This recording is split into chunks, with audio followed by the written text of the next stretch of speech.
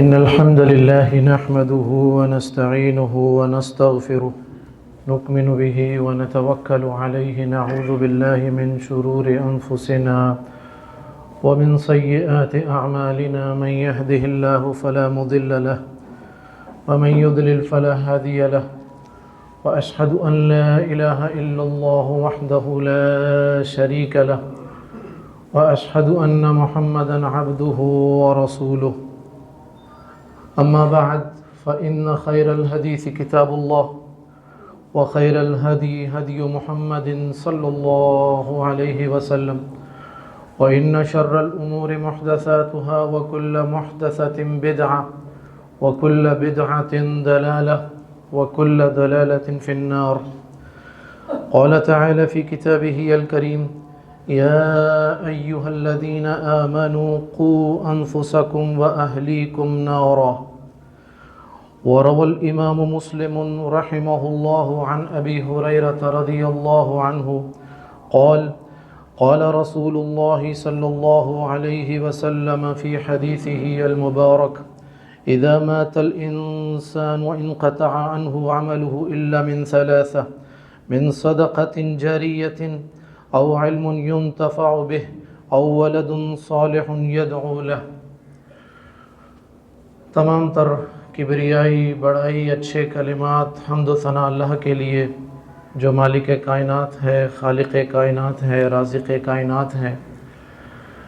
بے شمار سلام رسول اللہ صلی اللہ علیہ وسلم کے وجود مزکہ پر جو تمام جہانوں کے لیے رحمت بنائے گئے، اور وہ تمام خوبصورت وجود جنہیں اللہ تعالیٰ نے حبیب کائنات، محبوب کائنات صلی اللہ علیہ وسلم کی صحبت کے لیے منتخب کیا، اللہ ان سب سے راضی ہو گیا، وہ سب اللہ سے راضی ہو گئے. صحابہ کرام رضوان اللہ علیہم اجمعین. میرے قابل احترام سامعین اور سامعات، تربیت اولاد والدین کے لیے نہ صرف ایک بنیادی اور اہم ترین ذمہ داری ہے، بلکہ اگر ایک شخص اپنی اولاد کی تربیت سے کما حق ہو، عہدہ برا ہوتا ہے، تو یہ تربیت اسے جنت میں لے جانے کا سبب بھی بن سکتی ہے. نہ صرف جنت میں لے جانے کا سبب بنتی ہے، بلکہ جنت میں اس کے درجات میں اضافے کا سبب بھی بنتی ہے. بلکہ ایسا ہے کہ وہ دنیا سے چلا جاتا ہے لیکن اس کی نیکیوں کا سلسلہ جاری رہتا ہے.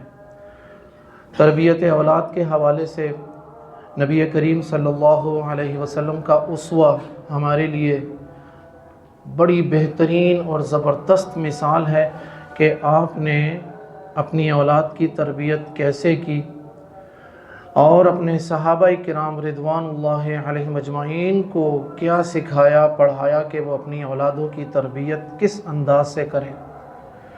تربیت اولاد کے بہت سارے پہلو ہیں.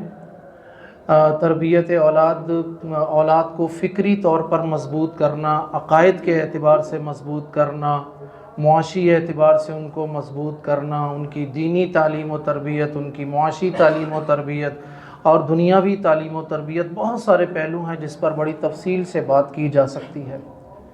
لیکن میں آج صرف اور صرف ایک پہلو پر بات کروں گا جو بہت حساس ترین پہلو ہے اور جس پر عموماً بات نہیں کی جاتی، اور وہ یہ ہے کہ ہم اپنی اولادوں کی جسمانی اور جنسی بنیادوں پر کیا تربیت کر سکتے ہیں. کیا اسلام ہمیں اس بات کی اجازت دیتا ہے؟ اگر اجازت دیتا ہے تو وہ کیا ہے اجازت، اور اگر منع کرتا ہے، اسلام نے اگر ہمیں اس حوالے سے منع کیا ہے، روکا ہے، تو پھر تربیت اولاد کے حوالے سے جو ایشوز اور جو چیلنجز ہمارے سامنے آ رہے ہیں، اسلام نے ہمیں کیا سکھایا کہ ان چیلنجز کو کیسے فیس کیا جائے. جب اللہ تعالیٰ کا یہ فرمان ہے الیوم اکملت لکم دینکم، میں نے آج کے دن تمہارے لیے تمہارا دین مکمل کر دیا، تو یہ جو مکمل ہونے والے دین میں یہ رہنمائی بھی شامل ہے کہ اسلام والدین کو بتاتا ہے کہ اپنی اولاد کی تربیت کے حوالے سے اس پہلو پر وہ کیا موقف رکھیں گے، قولی طور پر اور عملی طور پر. میرے قابل احترام سامعین، مجھے اس بارے میں بات کرنے کی کوئی ضرورت نہیں کہ اولاد ایک نعمت ہے، اور اس نعمت کے بارے میں مجھ سے اور آپ سے سب سے پوچھا جائے گا۔ ثم لتسألن یومئذ عن النعیم، ایک دن آنے والا ہے جس دن تم میں سے ہر ایک سے پوچھا جائے گا کہ تمہیں بیٹا دیا اور بیٹی دی، کیا کیا اس کے ساتھ؟ اس لیے کہ احادیث میں ایک نہیں کئی مقامات پر اولاد کی تربیت کے حوالے سے بشارتیں، خوشخبریاں موجود ہیں۔ صحیح مسلم کی حدیث ہے، سیدنا انس رضی اللہ عنہ راوی ہیں اس کے، کہ جس نے 2 بچیوں کی تربیت کی، یہاں تک کہ قیامت کے دن آتا ہے تو وہ 2 بچیوں کی تربیت کرنے والا اور میں، وہ اس طرح ہوگا کہ اللہ کے نبی نے اپنی انگلیاں یہ ملا دی تھیں اس طرح، یہ والی۔ اسی طرح ایک اور حدیث ہے جس میں اللہ کے نبی صلی اللہ علیہ وسلم نے فرمایا کہ جس کی 3 بیٹیاں ہوں یا 3 بہنیں ہوں اور وہ اللہ سے ڈرے اور ان کے تمام تر معاملات کو بہتر انداز میں انجام دے، تو اللہ کے نبی نے بشارت دی کان معی فی الجنتی، کہ وہ جنت میں میرے ساتھ ہوگا۔ ہاکذا واومأ بالسبابۃ والوسطی، تو اس نے، اللہ کے نبی صلی اللہ علیہ وسلم، اپنی یہ 2 انگلیوں کا اشارہ کیا کہ جس طرح یہ 2 انگلیاں آپس میں قریب ہیں، وہ جنت میں میرے ساتھ اس طرح ہوگا۔ اسی طرح جو حدیث میں نے آپ کے سامنے پڑھی سیدنا ابو ہریرہ کی، اللہ کے نبی کا فرمان ہے انسان فوت ہو جاتا ہے، اس کے اعمال کا سلسلہ منقطع ہو جاتا ہے، لیکن 3 اسباب ایسے رہتے ہیں جس کی بنیاد پر اس کی نیکیوں کا سلسلہ جاری رہتا ہے۔ ان میں سے ایک جو ہے صدقہ جاریہ کی کیفیت ہے، اور دوسری کیفیت ہے کہ وہ کوئی علم ایسا چھوڑ کر جاتا ہے جس سے فائدہ اٹھایا جاتا ہے، اور تیسری بات ہے ولد صالح، نیک اولاد چھوڑ کر جاتا ہے جو اس کے لیے دعا کرتی رہتی ہے۔ تو ہمارے استاد محترم شیخ عثیمین رحمہ اللہ کہتے ہیں کہ ولد صالح کے اندر یہ تینوں کیفیات پائی جا سکتی ہیں۔ ولد صالح، نیک اولاد اپنے والدین کے لیے صدقہ جاریہ بھی بنتی ہے، اور اگر ان کے پاس دین کا علم ہے، وہ دین کے حوالے سے کار فرما ہے، تو علم ینتفع بہ، یہ والی کیفیت بھی پائی جائے گی، اور ولد صالح جو اپنے والدین کے لیے ان کی وفات کے بعد دعائیں کرتا ہے۔ تو ولد صالح، نیک اولاد کی اہمیت کے حوالے سے تو ہم سب واقف ہیں، اس پر مجھے بات نہیں کرنی چاہیے، لیکن مجھے یہاں پر سب سے پہلے تو یہ بات کرنی ہے کہ اسلام ہم سے یا ہمیں اس بات کی اجازت نہیں دیتا کہ ہمارے نظام تعلیم میں کوئی سیکشول کانٹیکٹس آئیں، مطلب ہے، یا اولاد کی جنسی اعتبار سے کوئی تربیت کسی بھی اعتبار سے کی جائے۔ میں کھل کر واضح لفظوں میں میسج دے رہا ہوں کہ اسلام نے اس بات کو الاؤ نہیں کیا، اجازت نہیں دی، یہ اسلام کا مزاج نہیں ہے۔ اسلام کا مزاج تعلیم اور تربیت ہے۔ اسلام حساس ترین معاملات کو بھی اتنی خوبصورتی کے ساتھ ادا کرتا ہے کہ ایک باپ اپنی بیٹی کو، ایک بھائی اپنی بہن کو وہ آیتیں، وہ حدیثیں پڑھا سکتا ہے۔ قرآن نے ایک مرد اور عورت کے جو سیکشول کانٹیکٹس ہیں اس کو کتنی خوبصورتی سے واضح کیا، مس کے لفظ سے، چھونے کے لفظ سے، اسی طرح دیگر تعبیرات ہیں۔ اسلام تعلیم اور تربیت پر زور دیتا ہے۔ البتہ اس حوالے سے جو اقدامات اٹھائے جا سکتے ہیں اس پر میں آگے چل کر بات کروں گا، لیکن پہلے یہ بات سمجھ لیجئے کہ ہمیں یورپ کی طرح جنہوں نے اپنے نصاب میں یہ چیزیں کھلم کھلا بیان کی، اور افسوس کی بات یہ ہے کہ ہماری حکومتیں بھی اسی روش پر چلتے ہوئے، یا ہمارے جو پرائیویٹ اسکولز کے جو سسٹمز ہیں انہوں لوگوں نے کلاس 7 میں، 8 میں، 9 اور 10 میں یہ چیزیں جو خلاف شریعت ہیں، خلاف حیا ہیں، خلاف شرم ہیں، خلاف غیرت ہیں، خلاف اسلام ہیں، وہ ایک اسلامی ملک میں بنائے گئے اسکولوں میں بچیوں کی تعلیم میں یہ چیزیں شامل کی جا رہی ہیں، اور اس پر کوئی نوٹس نہیں لیا جا رہا۔ احتجاج پر احتجاج ہے، لیکن وہ اسٹل سارا سلسلہ اسی طرح چل رہا ہے۔ یہ ویسٹرن ورلڈ نے اپنے نظام تعلیم میں یہ چیزیں شامل کی تھی، تو وہاں پر بے حیائی اور فحاشی کا وہ طوفان آیا تھا کہ 3، 4، 5 بچے پیدا کرنے کے بعد وہ آپس میں مرد اور عورت بیٹھتے ہیں، کہتے ہیں کہ اب ہمیں یہ فیصلہ کر لینا چاہیے کہ ہم آپس میں شادی کر سکتے ہیں یا نہیں کر سکتے۔ یہ ان کا معاشرہ تھا۔ ہمارا معاشرہ ہمیں جس طرف لانا چاہتا ہے، جو باتیں ہمیں بتانا چاہتا ہے، وہ بڑی خوبصورت، بڑی باحیا، شرم والی کیفیت ہیں۔ ان کو اختیار کرنے کی اگر بات کی جائے تو ہمارے جو صحابہ کرام رضوان اللہ علیہم اجمعین، بلکہ میں سب سے بڑھ کر تو رسول اللہ صلی اللہ علیہ وسلم کی شرم و حیا اگر بیان کروں تو آپ کے لیے تو حدیث میں بیان کیا رہتا ہے کہ آپ کنواری لڑکی سے بڑھ کر شرم و حیا والے تھے۔ صحابہ کے بارے میں ایسی باتیں کی جاتی ہیں، ان کی شرم و حیا کے حوالے سے ایسی باتیں کی جاتی ہیں۔ مجھے اپنے استاد محترم مسجد نبوی کے جو امام ہیں شیخ علی عبد الرحمن حذیفی حفظہ اللہ، ان کے ایک بیٹا ہمارا کلاس فیلو تھا۔ آپ یقین کریں کہ ایک دن ایک استاد نے ان کے بیٹے سے مذاق کیا کہ تم شادی کب کرو گے؟ مجھے 2 سال میں نے اس کے ساتھ پڑھا، میں نے اس کا کبھی اس کی نگاہیں اٹھی بھی نہیں دیکھی، میں نے کبھی اس کا چہرہ نہیں دیکھا۔ جب شیخ نے یہ بات کی تھی وہ میرے پاس ہی بیٹھا ہوا تھا، اور اب وہ مسجد نبی کے امام بھی ہیں، احمد حذیفی جن کا نام ہے۔ تو آپ یقین کیجئے کہ اس احمد کا چہرہ اتنا مطلب لال سرخ ہو گیا تھا شرم کے حوالے سے جیسا کسی لڑکی کا ہو سکتا ہے۔ یہ شیخ حذیفی حفظہ اللہ کی یہ تربیت تھی اپنی اولاد کی۔ یہ ہے اسلام کا مزاج جو ہم سے اسلام اس انداز میں چاہتا ہے۔ تو میرے بھائیو، اس حوالے سے جو اسلام نے ہمیں باتیں بتائی ہیں، میں ان کا اختصار کے ساتھ، وہ یہ موضوع بڑا تفصیلی ہے، بڑا تفصیل سے بات کرنے کی ضرورت ہے، لیکن میں اختصار کے ساتھ آپ کو اس پر اشارے کرتا ہوا جاؤں گا کہ اسلام اس حوالے سے جو ایشوز ہیں، جو چیلنجز ہیں، جو پرابلمز ہیں، ان کو کس طرح فیس کرنا سکھا رہا ہے۔ نمبر 1، سب سے پہلے اپنی اولاد کو جو بات سکھائی جا سکتی ہے وہ ہے آداب طہارت۔ سب سے پہلا کام یہ کریں کہ آداب طہارت سکھائیے۔ آداب طہارت کے حوالے سے ان اللہ یحب التوابین و یحب المتطہرین، اللہ طہارت حاصل کرنے والوں سے، پاک صاف رہنے والوں سے اللہ محبت کرتا ہے۔ وثیابک فطہر، اپنے کپڑے صاف رکھو۔ الطہور شطر الایمان، طہارت آدھا ایمان ہے۔ پھر وضو کرنے کا طریقہ اس کو سکھائیے، غسل کرنے کا طریقہ اس کو سکھائیے، جو 5 امور فطرت کے ہیں وہ اس کو بتائیے، وضو کی فضیلت اس کو بتائیے، اور اسی طرح اس میں سب سے اہم ترین چیز جو ہے وہ سونے کے آداب اس کو بتائیے کہ کس طریقے سے سونا۔ اللہ کے نبی داہنی کروٹ پر سوتے تھے، ذکر اذکار کر کے، الٹا نہیں لیٹتے تھے۔ الٹا لیٹنے سے بچیوں کو بھی اور بچوں کو بھی دونوں کو منع کیا گیا ہے۔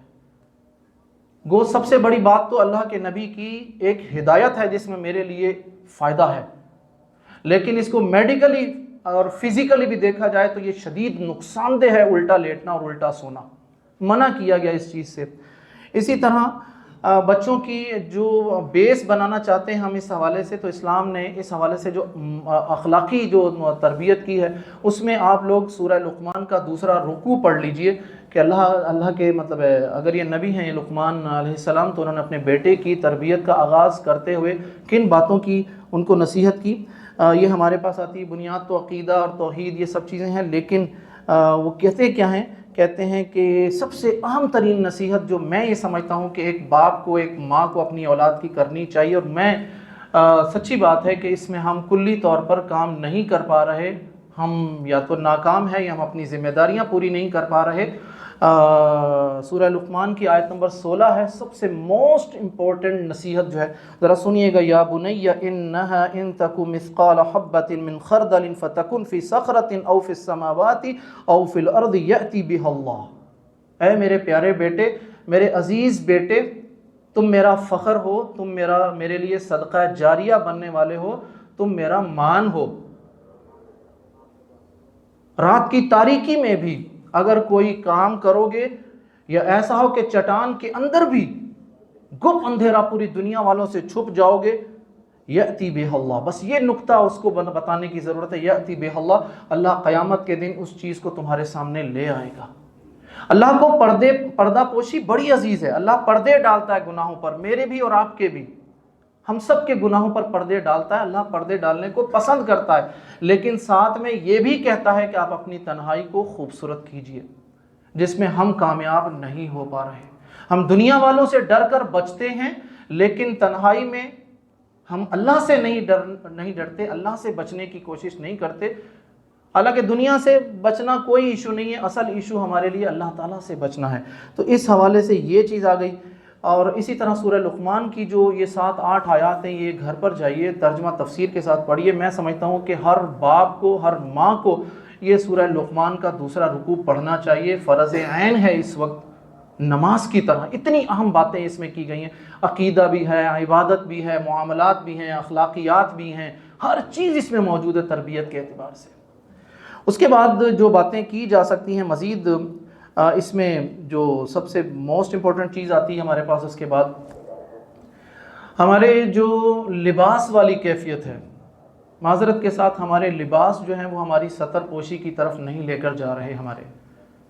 ہمارے لباس میں اگر بچیوں کا لباس دیکھا جائے تو ایک پینٹ شرٹ یا جینز اور ٹی شرٹ، اور میں دنیا دار کی بات نہیں کر رہا ہوں، میں دیندار فیملیز کی باتیں کر رہا ہوں کہ دیندار فیملیز میں بچیوں کا یہ لباس اب اندر آ چکا ہے۔ ہماری مائیں، بہنیں، بیٹیاں وہ یہ لباس اختیار کر چکی ہیں۔ حالانکہ لباس کے حوالے سے سب سے بڑا جو ایک اسلام نے جو شرائط بتائی ہیں، جو شروط بیان کی ہیں لباس کے حوالے سے، وہ سطر پوشی والا معاملہ ہے۔ عورت پوری کی پوری سطر ہے، سر کے بال سے لے کر پاؤں کے ناخن تک۔ مرد کا سطر بھی واضح کر دیا گیا۔ ایک عورت دوسری عورت کے سامنے اپنا سطر نہیں کھول سکتی الا یہ کہ کوئی ایمرجنسی یا ضرورت ہو۔ ایک مرد دوسرے مرد کے سامنے اپنا سطر نہیں کھول سکتا الا یہ کہ کوئی ایمرجنسی ہو، کوئی طبی ضرورت ہو۔ ہمیں اپنے بچوں کو اس ایج میں یہ بتانا چاہیے کہ آپ لباس کہاں چینج کریں گے، کس جگہ چینج کریں گے، کیسے چینج کریں گے۔ ہمیں تو یہ طریقہ نہیں بتایا گیا کہ لباس چینج کرتے وقت سب سے پہلے ہمیں کیا چیز چینج کرنی ہے۔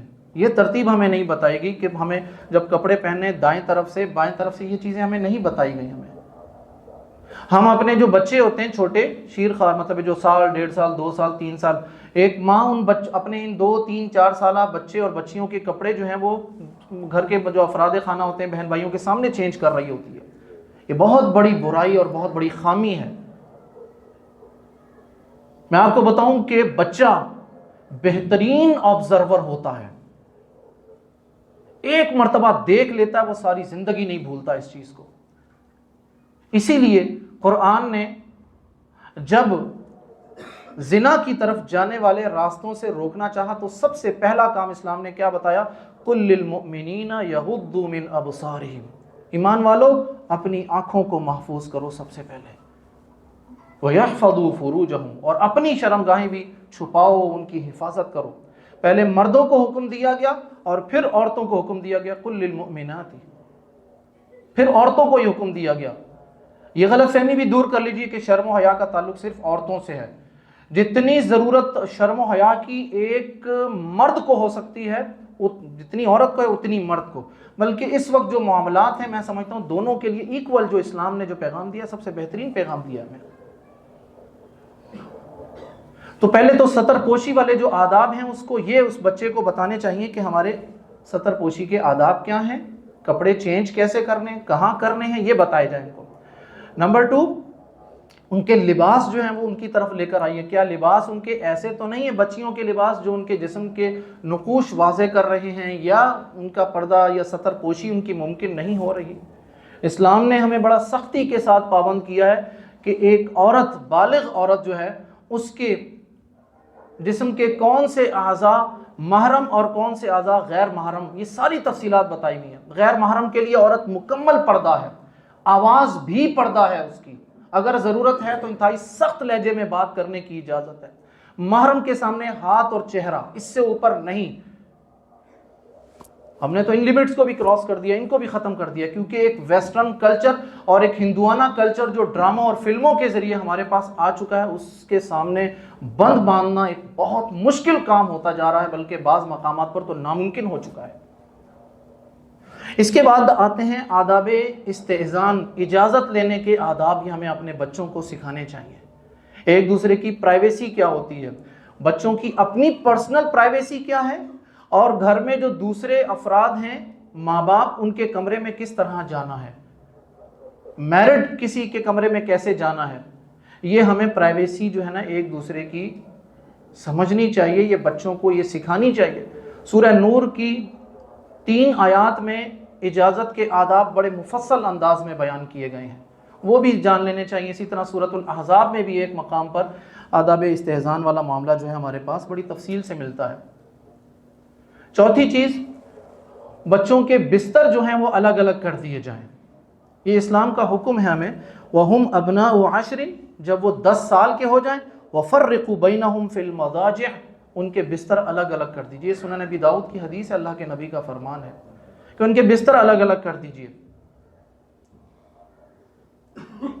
یہ کچھ چھوٹے چھوٹے آداب ہیں جو ہمیں اس طرف ان چیلنجز کا مقابلہ کرنے سے روک رہے ہیں، ان چیلنجز کے مقابلے کی طرف لے کر آنے کہ ہم کیسے اس کو فیس کر سکتے ہیں۔ اسی طرح ایک جو بنیاد بنتی ہے حجاب کے حوالے سے، حجاب والا معاملہ تو میں سمجھتا ہوں کہ ہم میں سے اکثر جو ہیں وہ اس حجاب کو پراپر طریقے سے ہم اپنے معاشرے میں جس طرح ہمیں پروموٹ کرنا چاہیے اس طرح ہم نہیں پروموٹ کر پا رہے۔ ہمارے گھروں میں جو محرم رشتہ دار ہوتے ہیں، غیر محرم، ایک یہ بھی ایک المیہ ہے، ایک مصیبت ہے کہ ہم نے پردے کو دو حصوں میں تقسیم کر دیا ہے۔ ایک پردہ کون سا ہوتا ہے جی؟ شرعی پردہ، اور ایک پردہ کون سا ہوتا ہے جی؟ غیر شرعی پردہ۔ کیا عجیب و غریب بات ہے، یہ پردہ پردہ ہوتا ہے، یہ شرعی اور غیر شرعی پردے سے کیا مراد ہے؟ اسلام نے تو ایسی کوئی تخصیص نہیں ہے کہ یہ پردہ شرعی پردہ ہے اور یہ غیر شرعی پردہ ہے۔ What is the meaning of شرعی پردہ اینڈ غیر شرعی پردہ؟ پردہ پردہ ہوتا ہے جو اسلام نے کہا ہے، ایک عورت اپنے جسم کو چھپائے گی، ہاتھوں کو چھپائے گی، چہرے کو چھپائے گی، یہ پردہ ہے بس۔ اس کو آپ شرعی پردہ کا نام دے رہے ہیں، اٹس اوکے، لیکن غیر شرعی پردہ یہ اصطلاح کہاں سے لائی گئی ہے یہ مجھے آج تک نہیں مل سکی کہ اس کا اوریجن کیا ہے۔ تو حجاب والا جو معاملہ ہے اس کو موسٹ امپورٹنس دیجیے اس حوالے سے۔ اللہ تعالیٰ میرا اور آپ کا حامی و ناصر ہو، ہمیں ان باتوں کو عملی طور پر اپنی اولاد کے حوالے سے اختیار کرنے کی توفیق عطا فرمائے۔ بارک اللہ لی ولکم ولسائر المسلمین فاستغفروہ انہ هو الغفور الرحیم۔